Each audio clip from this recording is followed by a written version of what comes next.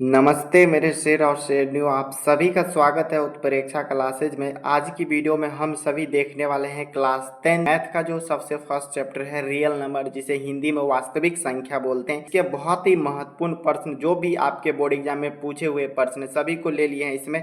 तो आप सभी को क्या करना है, इस वीडियो को शुरू से लेकर लास्ट तक देखना है और इस वीडियो को अपने सभी दोस्तों के साथ जरूर शेयर कर दीजिएगा। तो देखिए आपके मोबाइल स्क्रीन पर जो है सबसे फर्स्ट नंबर क्वेश्चन है, संख्याओं 25 और 50 का एचसीएफ और एलसीएम का गुणनफल हमें बताना। एचसीएफ बराबर हमारा 25 दे दिया है और एलसीएम बराबर हमारा 50 दे दिया है। तो अब दोनों को क्या बोल रहा है, गुणनफल करने के लिए ए गुने बी बराबर हमारा होता है एचसीएफ गुने में हमारा एलसीएम होता है। इसको गुना करते हैं 25 को, अगर 50 से हम सभी गुना करेंगे तो हमारा जो है 1250 निकल के आता है, या नहीं तो आप सभी यहाँ पर जो है इसको गुना भी कर सकते हैं।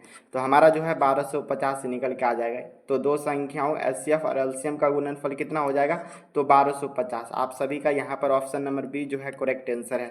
देखिएगा दूसरा नंबर क्वेश्चन है, बहुत ही महत्वपूर्ण प्रश्न है और ये प्रश्न जो है आपके एग्जाम में कई बार पूछे जा चुके हैं। देखिए निम्नलिखित में कौन परमेय संख्या है, तो यहाँ पर देखिए √3 जो है आप सभी को पता होना चाहिए कौन सी संख्या, तो अपरमेय संख्या। और √5 को देखिए तो सेम जो है ये भी हमारा कौन सी संख्या हो जाएगा, तो अपरमेय संख्या हो जाएगा। √7 ये भी हमारा अपरमेय संख्या। देखिए हमारा 2/2 यानी इसको काटते हैं तो 1/1 आ जाता है। तो आप सभी को पता होगा परमेय संख्या किसे बोलते हैं, जिसे p/q के रूप में लिख सकते हैं उसी को परमेय संख्या बोलते हैं। तो देख लीजिए हमारा ऑप्शन नंबर सी ये जो है हमारा परमेय संख्या हो जाएगा। तो आप सभी को ऐसे सभी प्रश्न को सॉल्यूशन करना है। देखिए तीसरा नंबर क्वेश्चन है आप सभी के फोन स्क्रीन पर, निम्नलिखित में कौन जो है परमेय संख्या है। तो यहाँ पर आप सभी देखकर बताइएगा निम्नलिखित में कौन जो है परमेय संख्या हो जाएगा। तो देखिए √7 जो है कौन सी संख्या हो जाएगा, आप सभी को बताना है। तो ये भी हमारा अपरमेय संख्या है। दूसरा नंबर देखिए √2 जो है ये भी हमारा कौन सी संख्या हो जाएगी, तो ये भी हमारा अपरमेय संख्या। और √3 ये भी जो हमारा कौन सी संख्या, तो अपरमेय संख्या। बाकी यहाँ पर देख लीजिए 25 दिया गया और रूट कितना दे दिया है, तो 49 दे दिया है, यानी 49 दे दिया। तो आप सभी को पता होना 49 जो है किसका वर्ग है, तो आप सभी याद रखिएगा 49 जो है 7 का वर्ग है।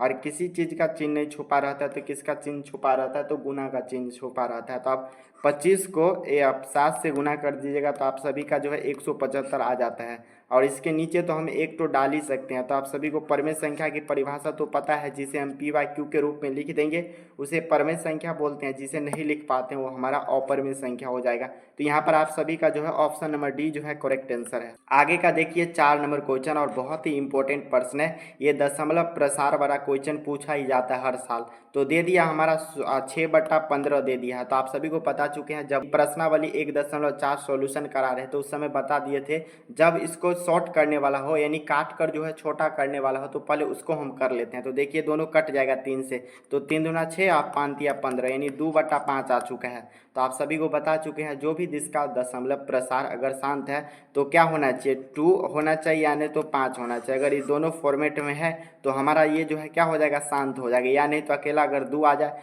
तब पर भी शांत माना जाएगा, या नहीं तो अकेला अगर 5 आ जाए तब पर भी शांत माना जाएगा। अगर ये दोनों आ जाता है तो और अच्छी बात है, तब पर भी हमारा शांत हो जाएगा। तो आप सभी देख लीजिए हमारा जो है नीचे में क्या आ गया, नीचे जो हमारा होता है हर अंश आप सभी को पता होना चाहिए। तो हर में हमारा 5 आ चुका है, तो ये हमारा कौन सा संख्या हो जाएगा, तो शांत। देखिए हमारा ऑप्शन नंबर जो है ए आप सभी का करेक्ट आंसर है।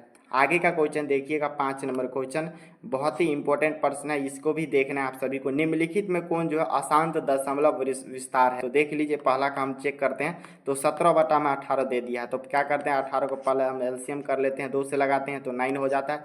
फिर 2 से तो लगेगा नहीं, अगर हम यहाँ पर 3 से लगाते हैं तो 3 हो जाता है। तो देखिए हमारा क्या हो गया, तो यहाँ पर 2 भी आ रहा है और 3 भी आ रहा है। तो आप सभी को बता चुके हैं जब भी हमारा शांत का कंडीशन हो तो पहले 2 होना चाहिए या नहीं तो 5 होना चाहिए, या दोनों होना चाहिए। अगर ये दोनों भी है, इसके अलावा जो एक अभाज्य संख्या आ जाता है तो उसका दशमलव प्रसार जो है अशांत हो जाता है। तो यहाँ पर देखिए यह इसका जो है सही आंसर यही हो जाएगा। बाकी 8 का देखिए तो 2 गुने 2 गुने हमारा 2, ये जो हमारा शांत हो जाएगा। और 2000 का देखिए तो इसका जो है 2 गुने 2 ऐसे आते जाएगा, 5 भी आएगा तो ये हमारा शांत हो जाएगा। बाकी अशांत पूछा जा रहा है तो 17/18 जो है ये हमारा अशांत दशमलव प्रसार है।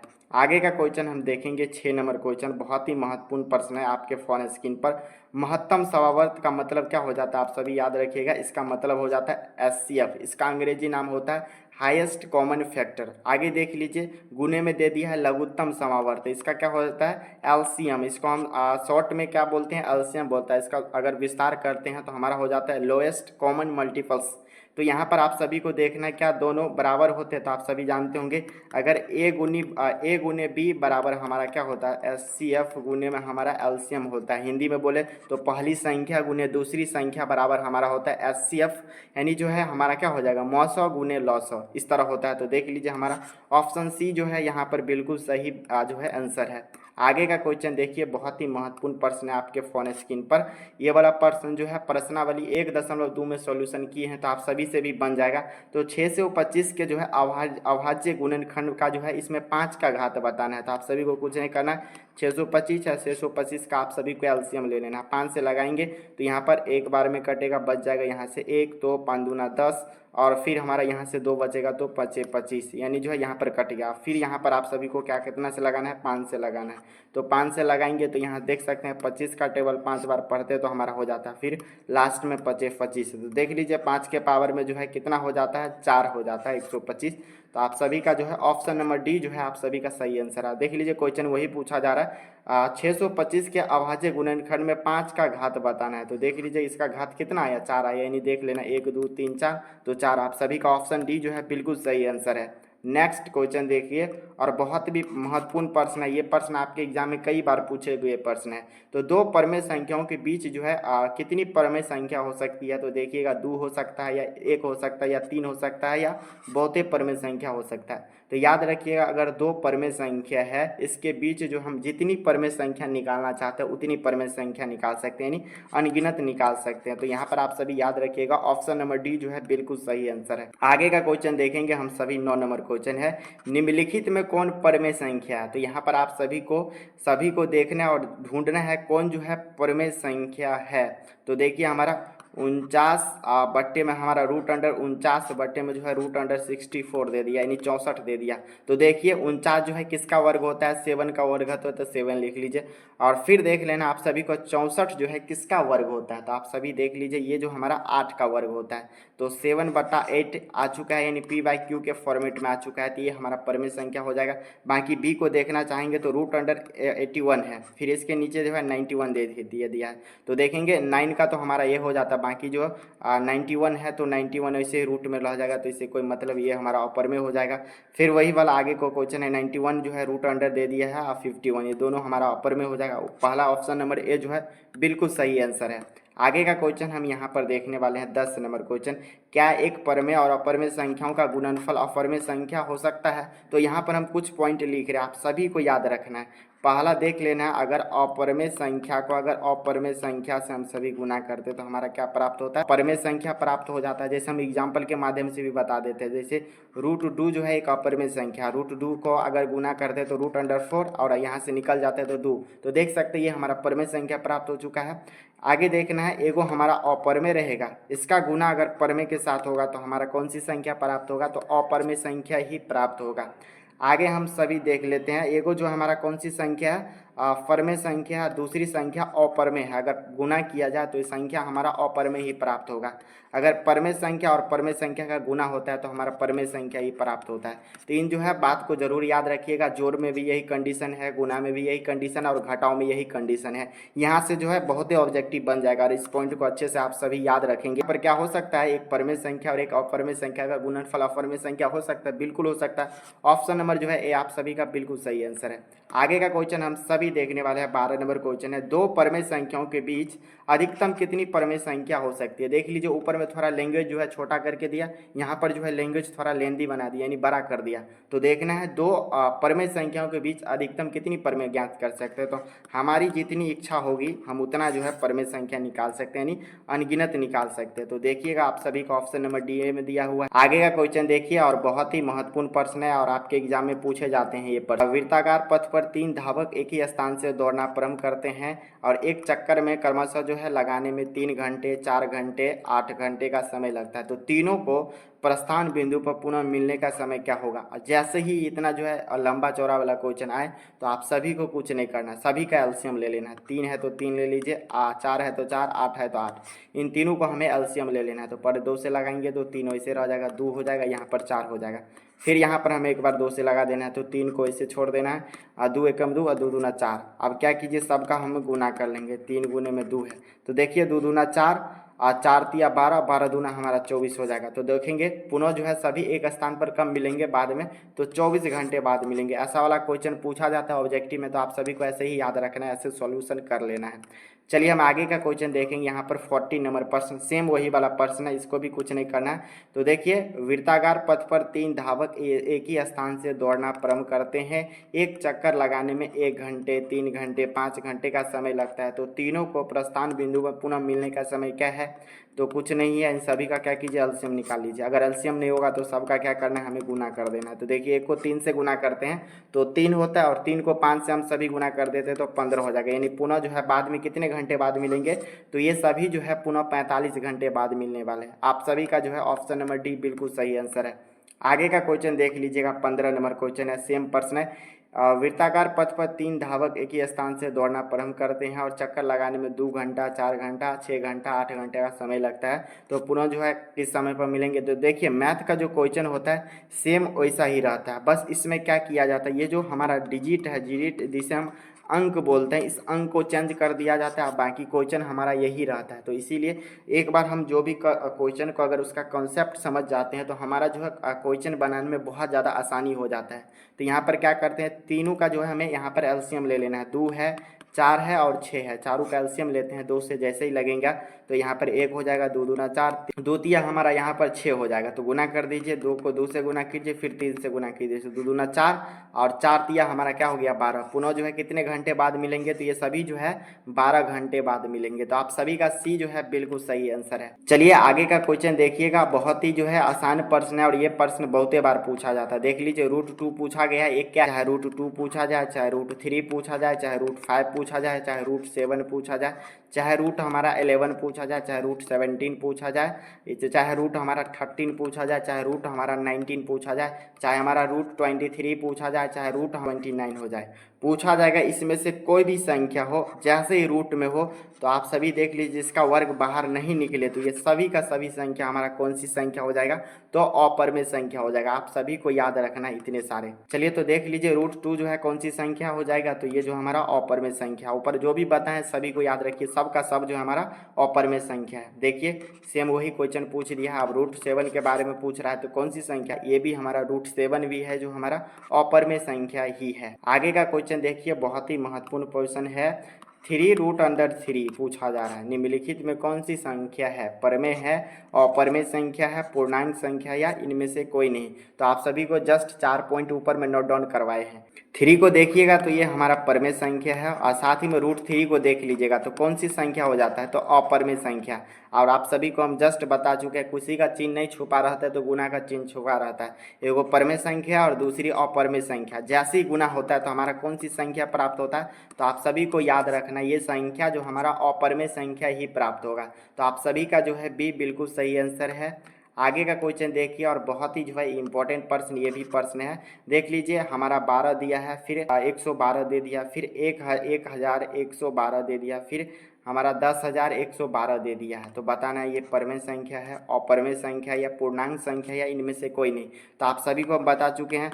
3 पॉइंट यहाँ पर आप सभी को याद दिलाना चाहते हैं। शांत वाला में आप सभी को पता होना चाहिए 2 आना चाहिए या 5 आना चाहिए, दोनों आना चाहिए। कि अशांत एगो हमारा आवृत्ति होता है, एगो अनावृत्ति होता है। अनावृत्ति में क्या होता है, वो संख्या जो है इसका कोई लिमिट नहीं रहता। ये हमारा संख्या जो पहले देख लीजिए 12 हुआ, फिर हमारा 112 हुआ, फिर 1012 हुआ, फिर हमारा 10,012 हुआ, फिर आगे जाएगा तो 1,12,000 हो जाएगा। ऐसे संख्या बढ़ते जा रहा है, यानी जो है बढ़ते जा रहा है। तो इसको हम कौन सी संख्या बोलते हैं, तो पहले तो आप सभी को याद रखना ये अशांत अनावृत्ति हो जाएगा, और जैसी अशांत अनावृत्ति होता है वो संख्या हमारा अपरमेय संख्या कहलाता है। तो ऑप्शन नंबर बी जो है बिल्कुल सही आंसर है। आगे का क्वेश्चन हम सभी देखेंगे, 21 नंबर क्वेश्चन, बहुत ही मजेदार प्रश्न है हमारा। निम्नलिखित में पाई बट्टे में जो है 2 दे दिया है, यानी पाई बट्टे में 2 दे दिया, पूछ रहा है निम्नलिखित में क्या है। तो आप सभी को पहले इस बात को जरूर याद रखना होगा, पाई पहली कौन सी संख्या अगर एग्जाम में पूछ ले, या नहीं तो ये प्रश्न तो पूछे गए भी है। तो आप देख लीजिए पाई जो है पहले अपरमेय संख्या है।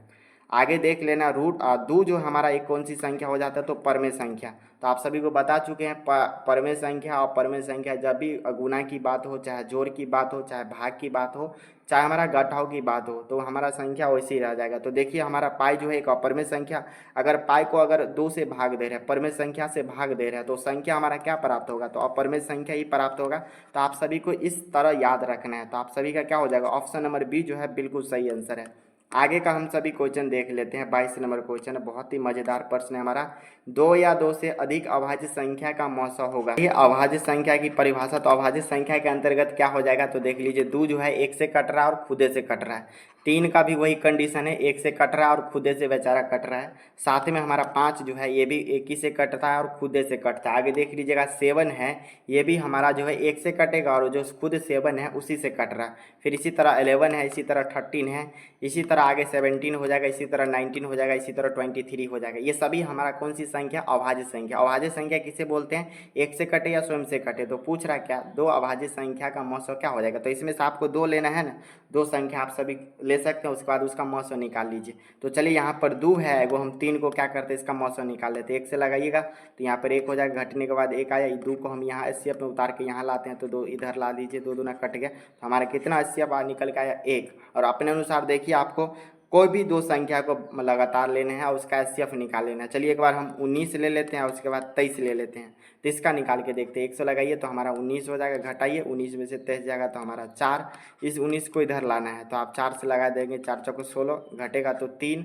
अब यहाँ पर 3 को 4 में हमें क्या करना है, एचसीएफ करना है। तो 1 से लगाएंगे तो हमारा कितना हो जाएगा, 3 घटेगा तो 1, फिर 3 यहाँ आ जाएगा तो हमारा कितना, 3 बार में कटेगा, तो इसका भी एचसीएफ हमारा कितना है, 1।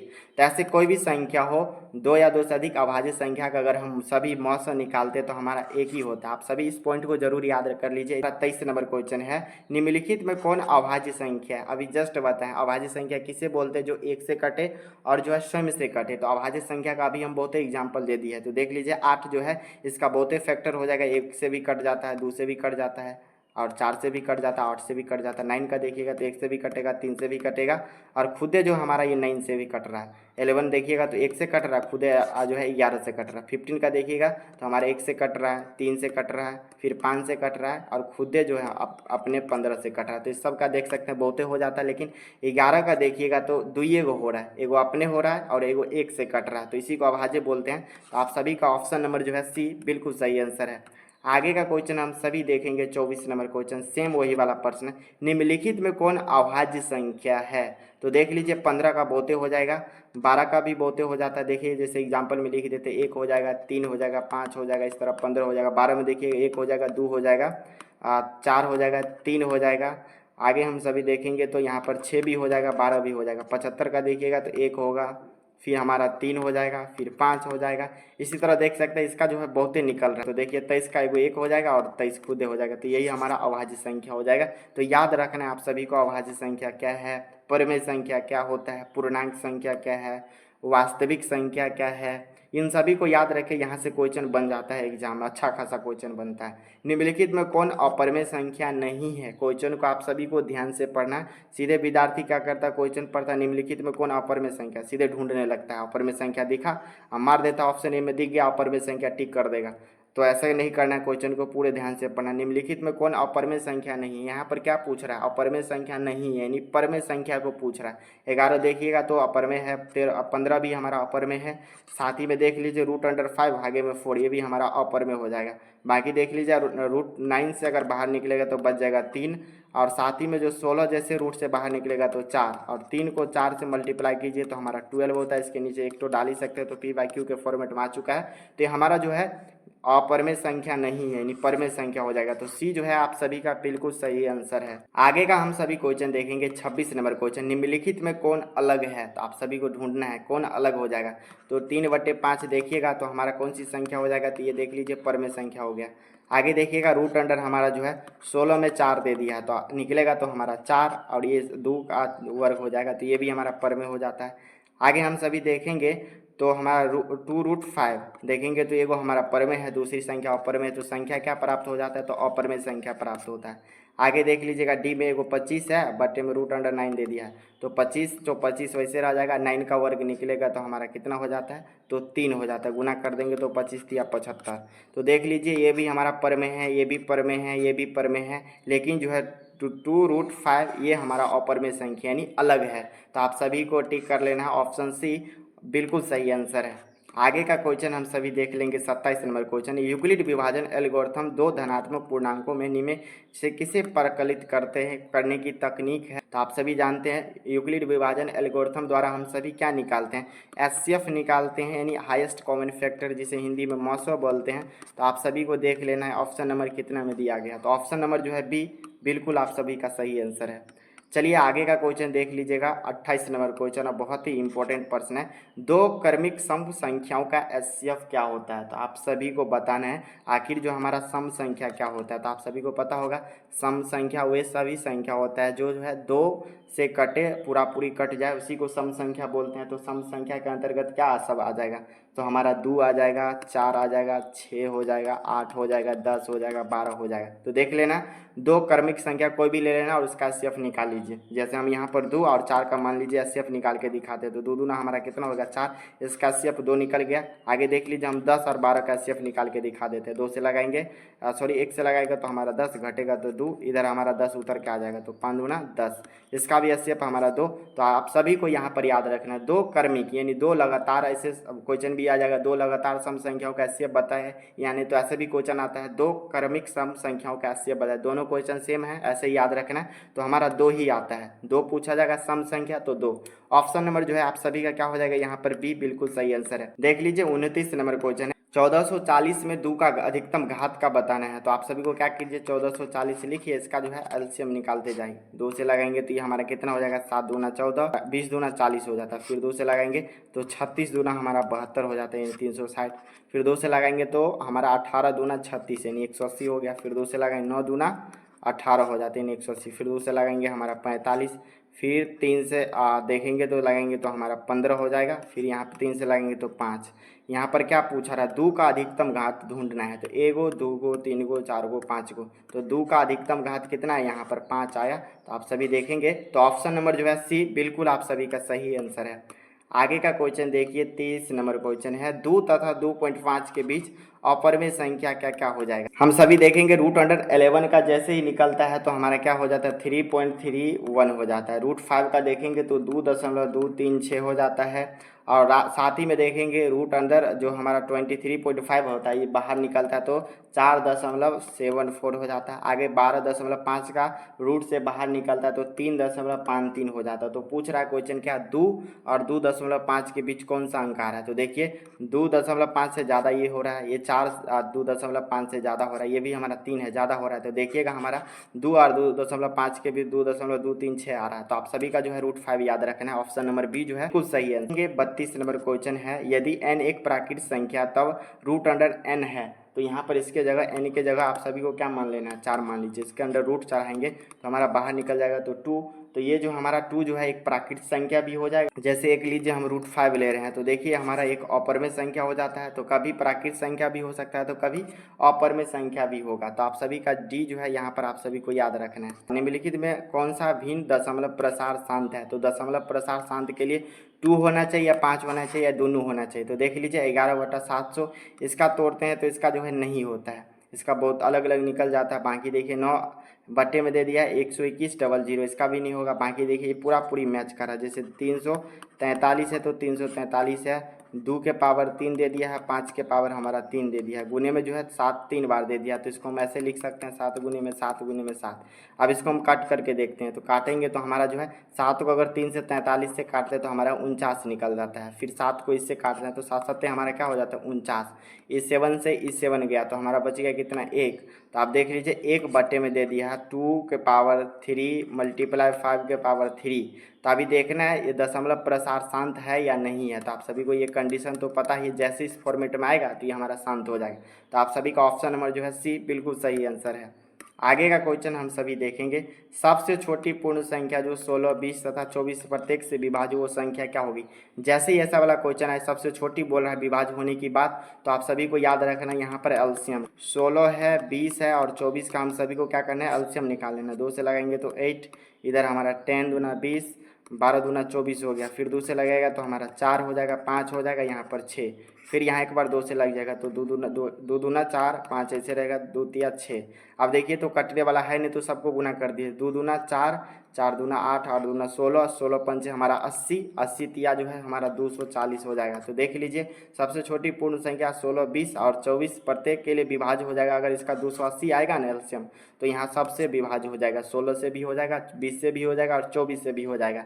तो ऑप्शन नंबर जो है ए जो है आप सभी का बिल्कुल सही आंसर है। आगे का क्वेश्चन है हमारा, दो संख्याओं का लघुत्तम समावर्त इनके महत्तम समावर्त का 14 गुना है और एलसीएम तथा एचसीएफ का योग जो है 600 है। यदि एक संख्या 280 है तो दूसरी संख्या को हमें ढूंढना है। एचसीएफ को हमें पहले मान लेना है x और एलसीएम क्या बोल रहा है, इसे 14 गुना गुना है तो 14x हो जाएगा। आगे देख लेंगे हमारा x प्लस में हमारा 14x, इस दोनों का योग हमारा कितना दे दिया है, एचसीएफ और एलसीएम का योग यहाँ पर देख सकते हैं 600 दे दिया है। अब यहाँ पर क्या करते हैं, ये जो हमारा 14x और एगो x हमारा कितना हो जाएगा, 15x हो जाएगा, बच जाएगा हमारा 600। अब देख लीजिए 15x गुना में है, उस साइड जाता है बराबर के, उस साइड तो भाग में चल जाएगा। तो यहाँ पर हम लिख देते हैं 600 बट्टे में 15 में चल जाएगा, 100 वैसे रहेगा तो वैसे। अब ये कर देगा तो 15 चौका हमारा कितना हो जाता है 60 और 0 है तो 0।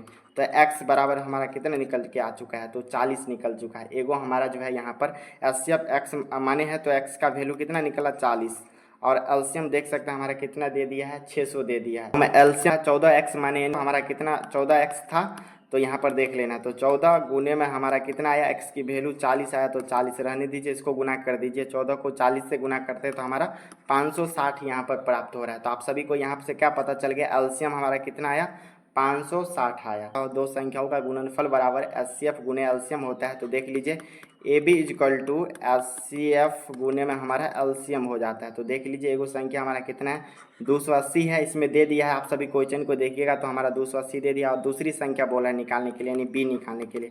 अभी हम एचसीएफ ज्ञात किए तो कितना आया था, आप सभी देख सकते हैं। तो हमारा जो है 560 आया था और एलसीएम देख लीजिए कितना आया था, सॉरी एचसीएफ देखेंगे तो कितना आया था 40। इस तरह हमारा हो गया।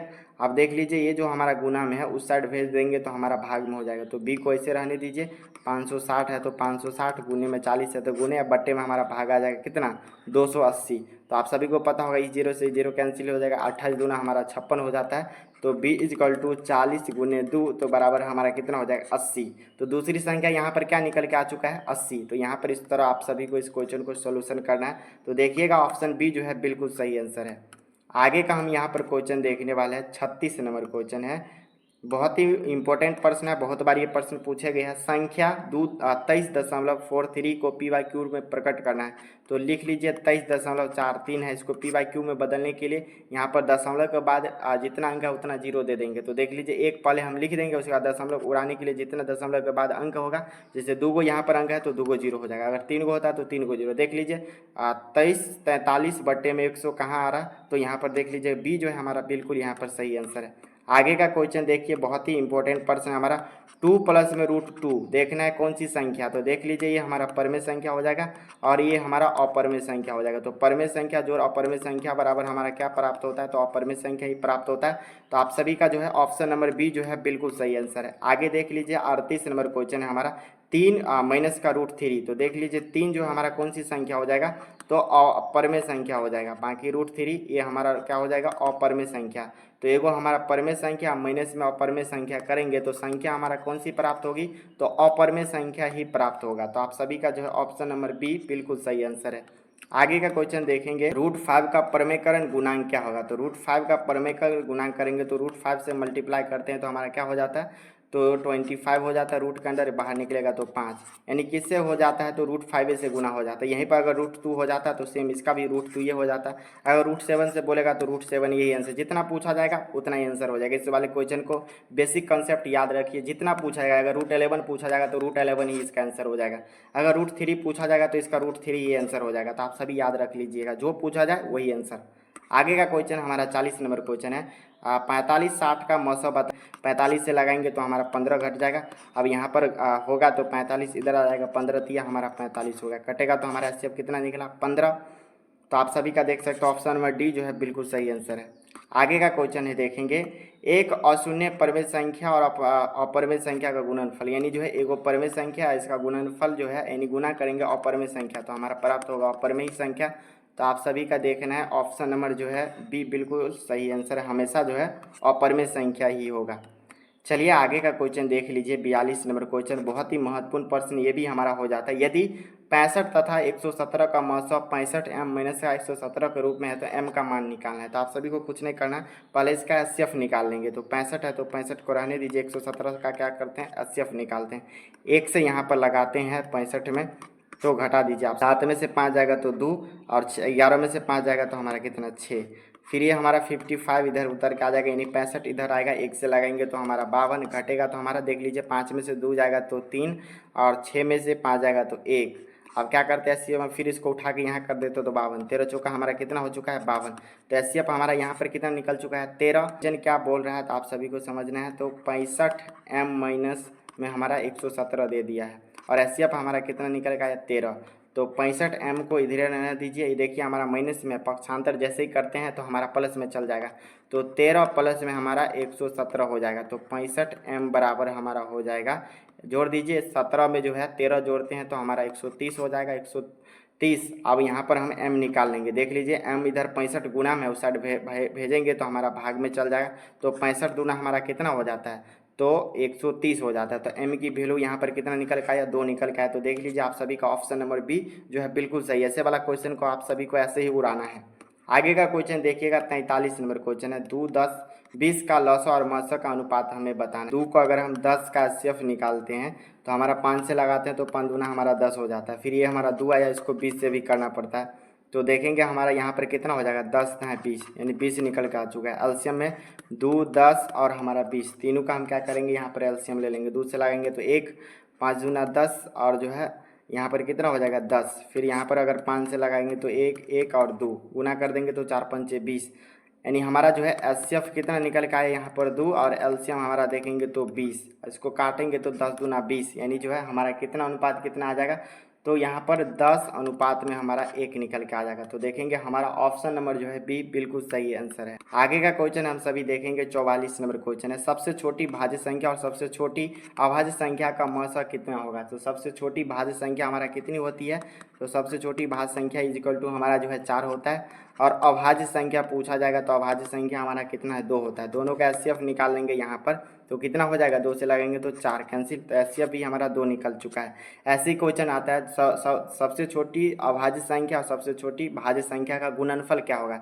तो इस दोनों को गुना कर देंगे तो 8 निकल के आ जाएगा। 45 नंबर क्वेश्चन है, 5005 के अभाज्य गुणनखंड कितने होंगे। तो 5005 का अगर हम ऐसे एलसीएम लेते हैं तो यहाँ पर पहले 5 से लगाते हैं तो 1001, फिर यहाँ पर देखेंगे 5 से नहीं लगेगा तो 7 से लगाएंगे तो यहाँ पर हमारा 143 हो जाता है। फिर यहाँ पर अगर 11 से लगाते हैं तो हमारा 13। तो देखिए 1 2 3 4 कितना अभाज्य गुणनखंड निकल के आया तो 4। तो आप सभी का ऑप्शन नंबर जो है बी बिल्कुल सही आंसर है। आगे का क्वेश्चन हमारा 46 नंबर क्वेश्चन, 6 8 22 का जो है हमारा क्या होगा लॉस, तो बताना है आप सभी को। 6 का क्या होता है गुणनखंड, तो 2 गुने हम 3 लिख सकते हैं। आगे 22 का हम सभी देखेंगे 8 का, तो 2 गुने में 2 गुने में 2 हो जाएगा था। 22 का देखेंगे तो 2 गुने में हमारा 11 हो जाएगा। तो इस सभी का देख लीजिए एचसीएफ मिल रहा है। तो हमारा एचसीएफ जो कितना निकल का आया 2 और एलसीएम बाकी जो बच गया सबका गुना कर देंगे। यहाँ पर देख लीजिए 11 को 2 से गुना करेंगे तो 22, 22 को 2 से गुना करेंगे तो 44, 44 को 3 से गुना कीजिए, फिर इसको 2 से गुना कर देते तो हमारा 264 निकल के आ जाता है। अब हमारा 264 और हमारा 2 है, इसको काटते हैं 264 अनुपात हमारा 2 है।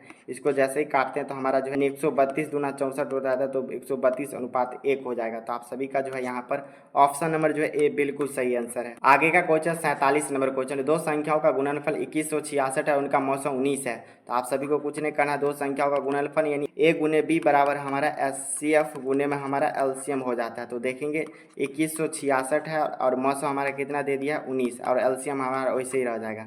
तो क्या कीजिए इसको इससे कट करते हैं तो 114 निकल के, यानी 114 बार में कट जाएगा। तो एलसीएम हमारा कितने निकल के आ चुका है यहाँ पर, तो ऑप्शन नंबर सी दे दिया है 114। आगे का क्वेश्चन देख लीजिए हमारा 48 नंबर क्वेश्चन 144 का अभाज्य गुणनखंड में 2 का घात देखना है। तो 144 का हम क्या करते हैं, यहाँ पर एलसीएम निकालते हैं। 2 से लगाएंगे तो 7 दूना 14, 2 दूना 4, फिर 2 से लगाएगा तो 36 दूना 72, फिर 2 से लगाएंगे तो 18 दूना 36, फिर 2 से लगाएंगे तो 9 दूना 18, फिर 3 तिया 9।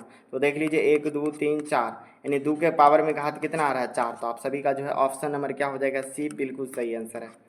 आगे का क्वेश्चन सेम वाला पैटर्न वाला क्वेश्चन है। दो संख्याओं का गुणनफल 86 70 है, उनका मौसा 17 दे दिया है, तो उनकी लॉसा ज्ञात करना है। तो ए गुने बी इक्वल टू हमारा एचसीएफ गुने में हमारा एलसीएम होता है। तो देख लीजिए 86 70 है और एचसीएफ हमारा 17 दे दिया है, गुने में एलसीएम है।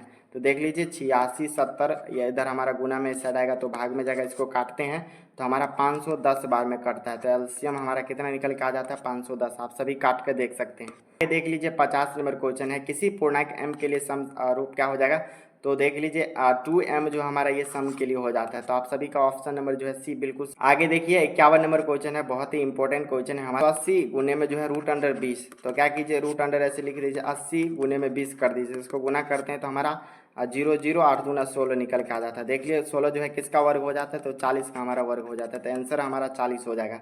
तो आप सभी का जो है ऑप्शन नंबर बी जो है बिल्कुल सही आंसर है। आगे का क्वेश्चन 52 नंबर क्वेश्चन है।